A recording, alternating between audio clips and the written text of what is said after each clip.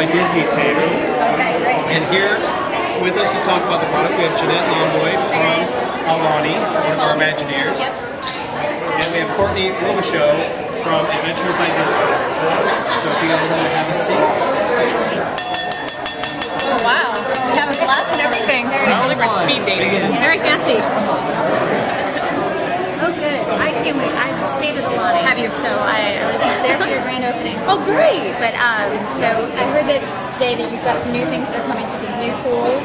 We have plenty of new things to talk about. Okay. It's actually really exciting. Since you've stayed there already, you understand the crux of what Aulani's about. It's about the native Hawaiian culture.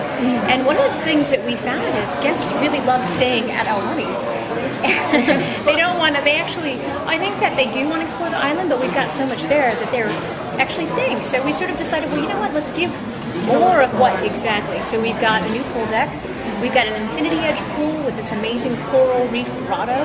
We've got a toddler splash pool, which is one of the things that wasn't, it's servicing the needs of our guests.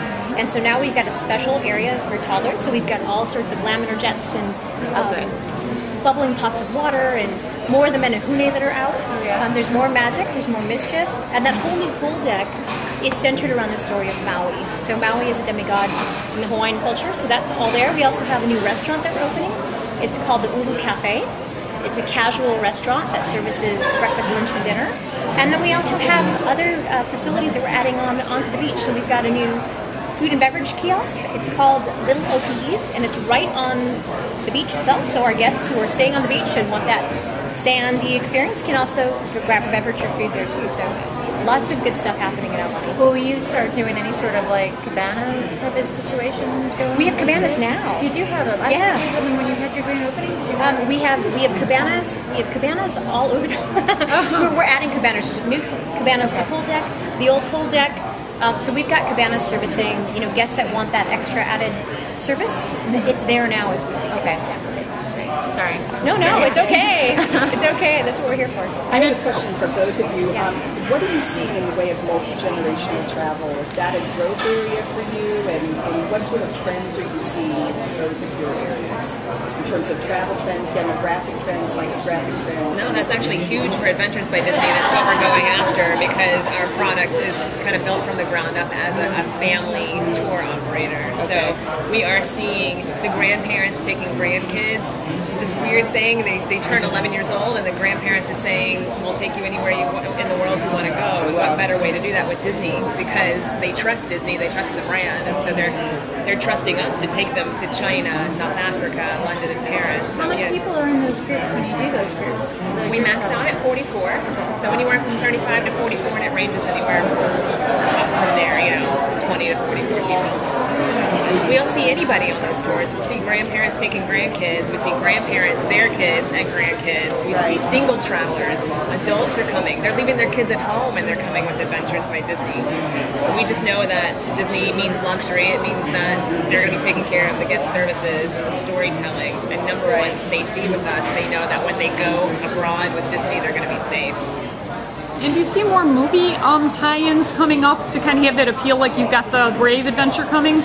We're always looking for new and inventive ways to get people to travel around the world. I mean, the Brave thing came at a great time, right? Scotland, we worked first time ever working with Pixar and traveled Scotland to break this Scotland adventure, which is flying off the shelves. There's limited space available for next summer already. So there's always possibilities as Pixar becomes more creative in the stories they're telling with the new princesses and storylines. And Adventures by Disney obviously is always looking for new and better ways to promote.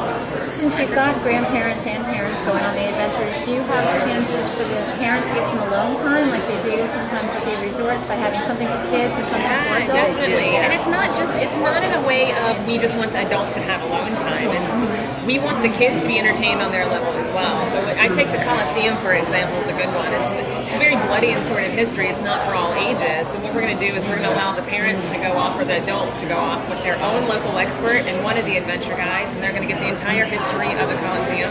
And we're going to take the kids, they're going to get their own local expert and the second adventure guide, and they're going to go learn what it was like to live during Colosseum times. Who would have been a gladiator, whether it's through dressing up like a gladiator or doing puzzles, just learning what it was like to live back then. So they're now learning it on their level. The adults are being able to experience it on their end too. But we do have an adult-only dinner. We call it's actually the Disney movie night. We take the kids and we pump them full of sugar and hot dogs and soda, and we watch a Disney movie, and the adults are having their quiet conversation with wine and dinner. And then at the end of the night, we just go, here, adults, you take your kids back. And then they have to put them to sleep. That's what we do. As adventure guides, that's probably our specialty at that night. Parents love it. Yeah. Are there any new destinations for work? We're always constantly expanding again, but for next year we have Scotland, which is, like I told you guys, it's huge because of the combination with Pixar and Brave. And then we also have Southeast Asia, which is Vietnam, Cambodia, and Laos that we're visiting. And that one's doing very well as well. We have a lot of space available at the beginning of the summer and toward the end of the summer. And most of our destinations, a lot of people aren't even thinking that. Spring break. What about a spring break trip? Adventures by Disney is offering that now as well. So across any of our destinations. So the busiest time for you guys is prime summer, from like May, April, May, down to September, October. Gotta think it's when the kids are out of school. And then we do have adult-only tours as well. So it's not just families. We have 18 and plus tours. Those are typically, you'll find them in your spring and fall months. Wow, is that exciting? Months? Oh gosh. 2 minutes? 2 minutes. 2 minutes. 2 minutes. It's a Okay. 2-minute warning.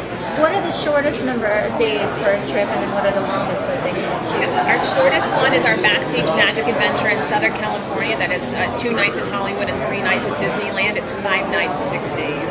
They do go up to 12 nights and 13 days. That's Australia. Covers the whole country. I mean, obviously, when you get into more exotic, the further we go, the more we want to give your time at these destinations because you're flying one day to get there. So, which tend to be the most popular destinations? number 1 is Rome, Florence, and Venice, Europe-wise. Number 1 domestically is our Yellowstone, our Quest for the West tour. Right. That is an amazing experience. Dune Ranch that we rent out just for Adventures by Disney. We close the gates, we let our babies run free. Oh, They get to go horseback riding, fly fishing with a fly fishing master, hiking with a trail master. If they want to do any of that, they can pay to go to the spa. A lot of them do. That's great. No, it's a beautiful, beautiful park. People don't realize that we have some of the most beautiful parts in our world in our own backyard. So they're always constantly looking like across the pond, and here we are with the Grand Canyon, Yellowstone, Alaska, and we go to those places. Now, what are you both doing in terms of, Disney is known for luxury, but for helping families who have to have a lower price point? Because I know with Aulani, a lot of folks were initially complaining that some of the food is a little bit pricey, and I know that when I talk to people about Adventures by Disney, that they're always worried that it costs so much. What do you do to try to entice those families a little bit more and make it a little easier on their wallets? Well, I think there's different products at Aulani. I think what people don't remember is that we're also part DVC, right? Disney Vacation Club. And so a lot of our guests who are Disney Vacation Club members, which by the way, any family can rent a DVC unit if they want to.